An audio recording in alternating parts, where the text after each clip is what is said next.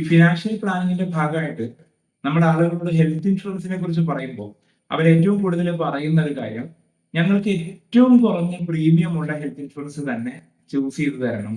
അത് ഏതാണ് നല്ലത് എന്ന് ചോദിക്കാറുണ്ട്. അപ്പൊ അവരോട് പറയുന്ന ഒരു മറുപടി നമുക്ക് വീഡിയോയിലൂടെ സംസാരിക്കാം. എപ്പോഴും നമ്മൾ ഒരു ഹെൽത്ത് ഇൻഷുറൻസ് സെലക്ട് ചെയ്യുമ്പോൾ അവിടെ പ്രീമിയം കുറവ് മാത്രം ഒരിക്കലും നമ്മൾ പരിഗണിക്കരുത്. പല ഇൻഷുറൻസ് ഏജന്റുമാരും അതുപോലെ തന്നെ ഇൻഷുറൻസ് കമ്പനികളും ഓൺലൈൻ പ്ലാറ്റ്ഫോമുകളും എല്ലാം ഒരുപാട് വിവരങ്ങൾ ഹൈഡ് ചെയ്ത് വെച്ചിട്ട് കുറഞ്ഞ പ്രീമിയം മാത്രം കാണിച്ചുകൊണ്ട് നമ്മളെ മോഹിപ്പിക്കും. നമ്മൾ എന്തിനാണ് ഒരു ഹെൽത്ത് ഇൻഷുറൻസ് എടുക്കുന്നത്? ജീവിതത്തിലെ ഏറ്റവും മോശമായ ഒരു സമയത്ത് നമുക്കൊരു നല്ല സാമ്പത്തിക തീരുമാനം എന്ന നിലക്ക് അത് ഉപകാരപ്പെടാൻ വേണ്ടിയിട്ടാണ്. അപ്പൊ നമ്മൾ എപ്പോഴും ശ്രദ്ധിക്കേണ്ട കാര്യം എന്ന് വെച്ചാല് ഹെൽത്ത് ഇൻഷുറൻസിന് ഏറ്റവും കൂടുതൽ ക്ലെയിം സെറ്റിൽമെന്റ് റേഷ്യോ ഉള്ള കമ്പനി തന്നെ സെലക്ട് ചെയ്യാൻ നോക്കണം.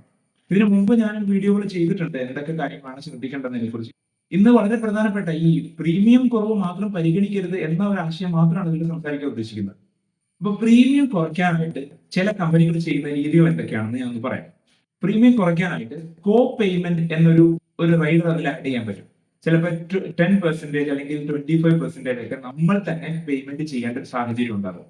ഒരു ഹോസ്പിറ്റലിൽ നമ്മൾ 3-4 ലക്ഷം രൂപ ബില്ല് വന്നിട്ട് അതിന്റെ 25% നമ്മൾ അടയ്ക്കണം എന്ന് പറഞ്ഞാൽ നമുക്ക് 1 ലക്ഷം രൂപ കയ്യിൽ അടയ്ക്കേണ്ടി വരും. അപ്പൊ ഇങ്ങനെ ചെയ്യുമ്പോൾ ഈ ഹെൽത്ത് ഇൻഷുറൻസ് എന്നതിന് ഒരു പൂർണ്ണാർത്ഥത്തിൽ അതിനൊരു ഫലപ്രാപ്തി ഇല്ലാതെ വരും.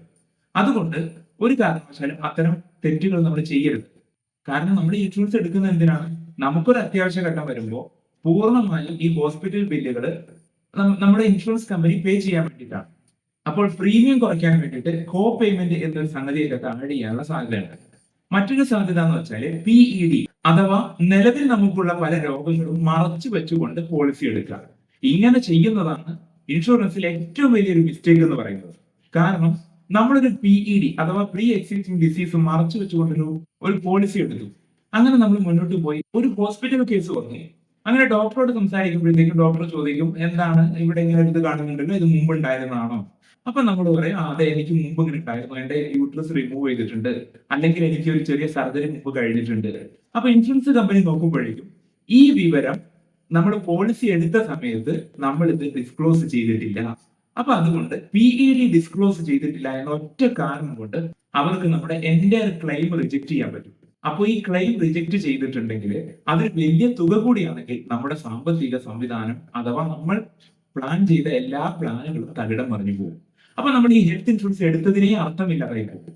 ഒരു പക്ഷേ ഒരു 5000 രൂപ നമുക്ക് സേവ് ചെയ്യാൻ വേണ്ടിയായിരിക്കും നമ്മൾ ഇങ്ങനെ ചെയ്തത്.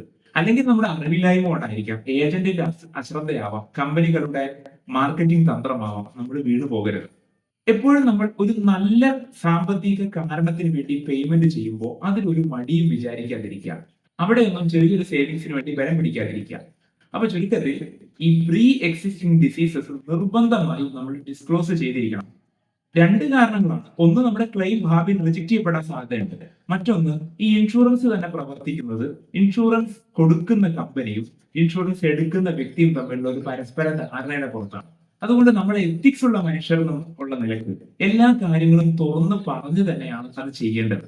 ഏതു മതവിശ്വാസിയാണെങ്കിലും നമ്മുടെ ഒരു വാല്യൂ എന്ന് പറയുന്നത് അതാണ്. എത്തിക്സ് ഉണ്ടായിരിക്കണമല്ലോ നമുക്ക്.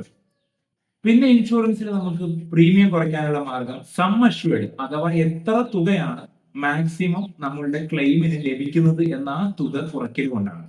ഇപ്പോ 10 ലക്ഷം സം അഷ്വേർഡിന് പകരം 3 ലക്ഷമാക്കി സം അഷ്വേർഡ് ചുരുക്കിയാൽ നമുക്കൊരു പക്ഷേ പ്രീമിയത്തിൽ ചെറിയൊരു ലാഭം ഉണ്ടാക്കിയെടുക്കാൻ പറ്റും. പക്ഷെ 3 ലക്ഷം കൊണ്ട് എന്താവാനാണ്? ഒരു ചെറിയ അസുഖത്തിന് പോലും 3.5 ലക്ഷം 4 ലക്ഷം ഒക്കെ ബില്ല് വന്ന സംഭവങ്ങൾ മുമ്പ് നമ്മൾ പല വീഡിയോകളിൽ പറഞ്ഞിട്ടുള്ളതാണ്. അപ്പൊ അതുകൊണ്ട് ഇൻഷുറൻസുകൾ എടുക്കുമ്പോൾ തീർച്ചയായിട്ടും സഫീഷ്യന്റ് ആയ ഒരു കവറേജ് ഉണ്ടായിരിക്കണം. അതുപോലെ തന്നെ ഈ തരത്തിലുള്ള കോ പേയ്മെന്റുകൾ അതിന്റെ ആഡ് ചെയ്യാൻ പാടില്ല. നമ്മുടെ നിലവിലുള്ള വിവരങ്ങളൊന്നും മറച്ചു വെക്കാൻ പാടില്ല. എല്ലാ കാര്യങ്ങളും കൃത്യമായി പറയണം. ഇനി PED മറച്ചു വെച്ചാൽ ഉണ്ടാകാവുന്ന മറ്റൊരു പ്രശ്നം എന്ന് വെച്ചാൽ അവർക്ക് വേണമെങ്കിൽ നമ്മുടെ ക്ലെയിം മാത്രമല്ല ഈ പോളിസി തന്നെ റിജക്ട് ചെയ്യാനുള്ള റൈറ്റ് ഉണ്ട്. അങ്ങനെ ചെയ്തു കഴിഞ്ഞാൽ നമ്മൾ അടച്ച ആ ഒരു പേയ്മെന്റ് കൂടി നമുക്ക് നഷ്ടം വരും. അതുകൊണ്ട് നമ്മൾ ഒരു ഹെൽത്ത് ഇൻഷുറൻസ് എടുക്കുമ്പോൾ പ്രീമിയം കുറയ്ക്കാൻ വേണ്ടി ഇത്തരം അബദ്ധങ്ങളൊന്നും ഒരു കാരണവശാലും ചെയ്യാതിരിക്കുക. എല്ലാവർക്കും നല്ല സാമ്പത്തിക തീരുമാനങ്ങൾ എടുക്കാനും സാമ്പത്തികമായി സുരക്ഷിതരായിരിക്കാനും കഴിയട്ടെ. ഈ വീഡിയോ നിങ്ങൾക്ക് ഉപകാരപ്പെട്ടെങ്കിൽ മറ്റുള്ളവരിലേക്ക് കൂടി ഷെയർ ചെയ്യണമെന്ന് അഭ്യർത്ഥിക്കുന്നു. മറ്റു വീഡിയോയിൽ വീണ്ടും കാണാം. Thank you so much.